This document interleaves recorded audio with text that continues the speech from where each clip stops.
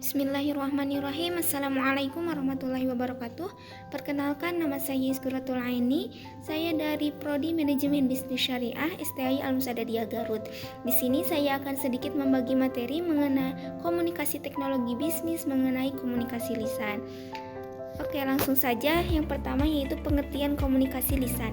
Komunikasi lisan merupakan interaksi yang terjadi dengan berbicara kepada orang lain untuk menyampaikan sebuah informasi. Informasi yang disampaikan menggunakan bahasa lisan. Nah, penyampaian pidato dan presentasi lisan. Nah, yang pertama yaitu menyampaikan pidato. Pidato adalah penyampaian gagasan, pikiran atau informasi serta tujuan dari pembicara kepada orang lain atau audiens dengan cara lisan. Tujuannya yaitu ada 3. Yang pertama informatif, artinya pidato yang bertujuan untuk memberikan informasi. Yang kedua yaitu persuasif, artinya pidato yang bertujuan untuk mempengaruhi pendengar. Dan yang ketiga yaitu rekreatif, artinya pidato yang bertujuan untuk menyenangkan atau menghibur pendengar. Nah, untuk jenis-jenis pidato ada 3. Yang pertama itu pidato pembukaan, adalah pidato singkat yang dibawakan oleh pembawa acara atau MC. Yang kedua yaitu pidato pengarahan, adalah pidato yang mengarahkan pada suatu pertemuan. Dan yang ketiga yaitu pidato sambutan, adalah pidato yang disampaikan pada suatu acara kegiatan. Presentasi lisan. Presentasi lisan adalah suatu kegiatan berbicara di hadapan orang banyak atau salah satu bentuk komunikasi. Presentasi merupakan kegiatan pengajuan suatu topik, pendapat atau informasi kepada orang lain. Berbeda dengan pidato yang lebih sering dibawakan dengan acara resmi, nah justru presentasi lebih sering dibawakan dalam acara bisnis. Nah, adapun jenis-jenis presentasi, yang pertama yaitu presentasi informatif, adalah presentasi yang bertujuan untuk menginformasikan atau memberitahukan. Yang kedua itu presentasi persuasif atau persuasive presentation, adalah presentasi yang bertujuan untuk memotivasi audiens untuk melakukan atau percaya terhadap sesuatu. Yang ketiga itu goodwill presentation, adalah presentasi untuk menghibur dan mengesahkan komitmen audiens kepada tujuan organisasi.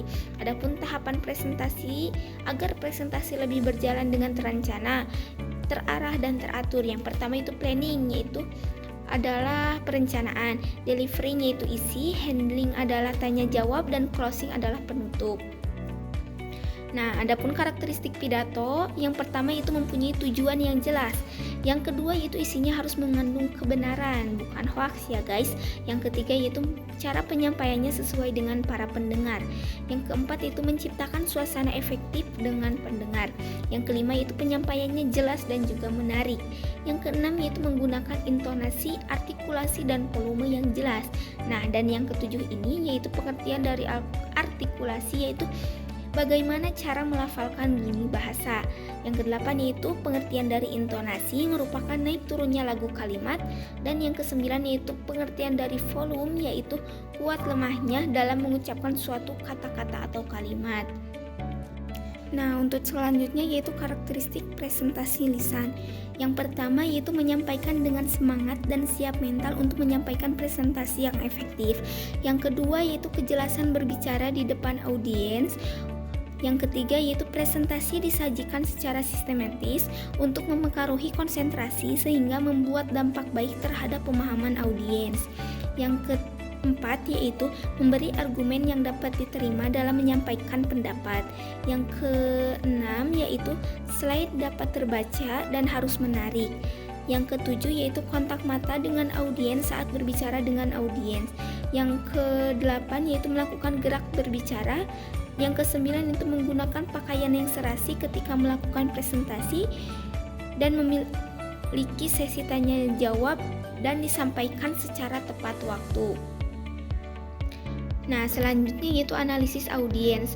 Analisis audiens adalah proses mengkoleksi informasi sebanyak mungkin dengan tujuan untuk mengetahui dan memahami mereka lebih baik lagi. Melakukan audiens analisis membuatmu bisa tahu siapa mereka dan hal apa yang dipedulikan oleh audiens. Nah, adapun jenis-jenis audiens, yang pertama itu demografis, yang kedua branded, yang ketiga psikografis, yang keempat unbranded, yang kelima kompetitor, dan yang keenam sosial. Nah, Mengapa analisis audiens ini sangat penting? Yang pertama itu meningkatkan aksesibilitas, yang kedua itu mempelajari ekspektasi audiens, yang ketiga itu mengidentifikasi channel yang lebih disukai oleh audiens, yang keempat itu melacak tren dari ketertarikan audiens, dan yang terakhir yaitu mengidentifikasi topik yang sedang tren. Nah, selanjutnya yaitu melibatkan halayak. Halayak merupakan pihak yang menjadi sasaran pesan yang dikirim oleh komunikator. Halayak terdiri dari satu orang, kelompok ataupun massa. Halayak memiliki latar belakang yang berbeda-beda, sehingga perlu dilakukan strategi dalam penyampaian pesan agar pesan dapat diterima oleh target sasaran. Karena halayak merupakan salah satu faktor penting dalam berkomunikasi, sebab berhasil tidaknya proses komunikasi sangat ditentukan oleh halayak. Jadi, kegiatan komunikasi bila diboikot oleh halayak, maka pasti komunikasi itu akan gagal dalam mencapai tujuan yang diinginkan. Nah, selanjutnya itu menggunakan alat bantu. Yang pertama ada visual dan audiovisual. Visual yaitu contohnya seperti gambar, diagram, grafik, peta, dan sejenisnya, sehingga akan mudah dipahami oleh halayak. Yang kedua yaitu audiovisual. Audiovisual merupakan alat pembelajaran yang mengandalkan penglihatan dan pendengaran. Contohnya yaitu dengan menampilkan rekaman video.